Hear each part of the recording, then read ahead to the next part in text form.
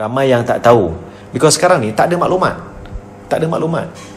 I don't know how to help people to find more information. Because kami, ahli-ahli parlimen, sekarang ni adalah masa untuk tidak berpolitik. Tapi apa yang berlaku? Baru-baru ni kita nampak Syed Azmi dibuang.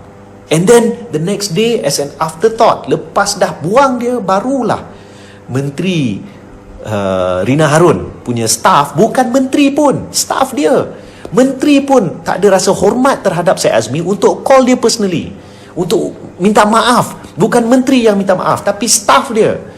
Nasib baiklah Syed Azmi itu seorang yang berlapang dada dan cukup rendah diri. Don't you all understand the work that these people do on the ground?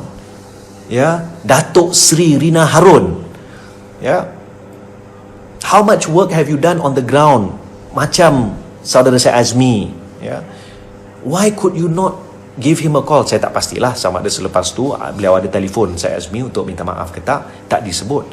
Tapi kita difahamkan melalui e-posting saudara Syed Azmi di Facebook yang beliau dihubungi oleh staff kepada Rina Harun untuk berkatakan there must have been a mistake. There is no mistake.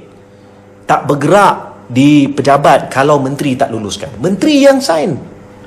So kalau saya marah sebab saya tahu apa kebaikan yang saudara Syed Azmi boleh lakukan. Di Lembah Pantai beliau selalu menyantuni keluarga-keluarga yang berhadapan dengan pelbagai masalah. That's why I am so upset. And this is something which I will never let go. Ya, how can you do this? Sekarang waktu COVID-19, you want to play politics? What is this?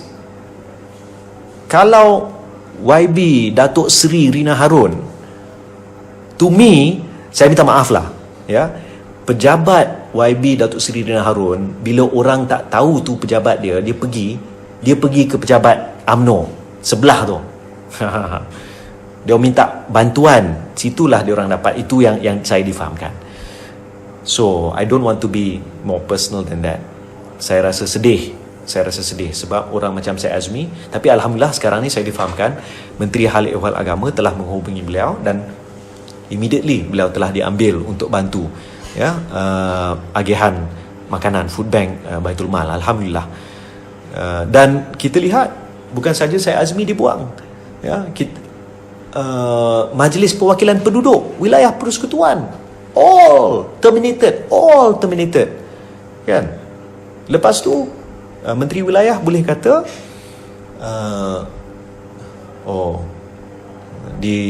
dibatalkan ataupun ditamatkan sebab tak buat kerja, tak hantar laporan.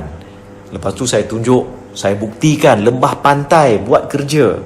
Habis tu kenapa ditamatkan? Just tell the truth. You want to give the positions to your people. Not now lah, not now. Orang tengah bantu tau. Orang tengah buat kerja sekarang ni. Please, don't do this kind of thing. Kita nak sama-sama bekerja. Bukan kita nak main politik. Bukan nak allowance. Tahu tak masalah sekarang ni macam mana?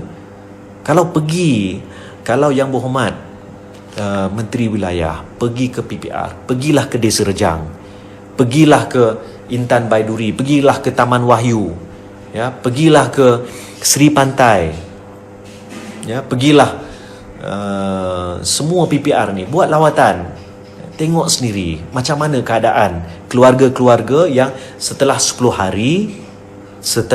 hari masih duduk di rumah dengan berdisiplin. Saya sendiri pergi tengok keadaannya macam mana. Tak mudah.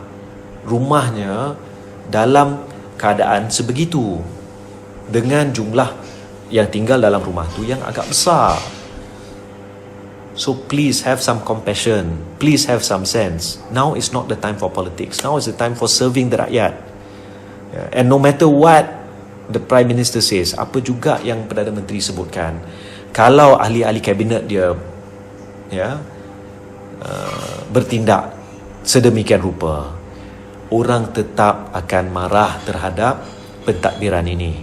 Jadi saya mohon Menteri Wilayah, batalkan rancangan anda, ya, untuk buang semua ahli Majlis Perwakilan Penduduk Wilayah Persekutuan Kuala Lumpur.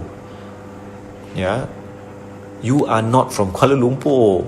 You don't understand the situation in this way, which we, ahli-ahli parlimen, we have been working on it for so long. Jadi, harapan saya, pertimbangkan semula dan batalkan cadangan pada waktu ini. You want to do it later, lepas habis PKP ni, lepas habis Movement Control Order ni, lepas dah tamat perjuangan peperangan kita dengan COVID-19, you do whatever you want. Pada waktu ini, now is not the time. You want bipartisan support, dui partisan. Kita kena kerja bersama.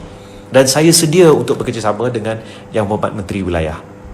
Tapi apapun, saya nak ucapkan terima kasih kepada Yang Berhormat Menteri Wilayah kerana dalam salah satu tweet beliau mengakui Lembah Pantai actually tak ada banyak masalah.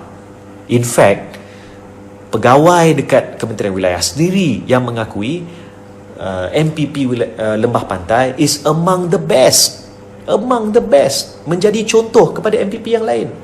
Tapi kami juga diperlakukan sedemikian rupa. MPP di Lembah Pantai juga diperlakukan sedemikian rupa. Terrible. Ya. Jadi saya marah sebab beberapa isu ini menyentuh tugas-tugas khidmat kita, bakti kita kepada rakyat. Ya, dia bukan pasal politik, dia bukan pasal jawatan, tapi dia adalah satu tanda bahawa kita bekerja untuk rakyat.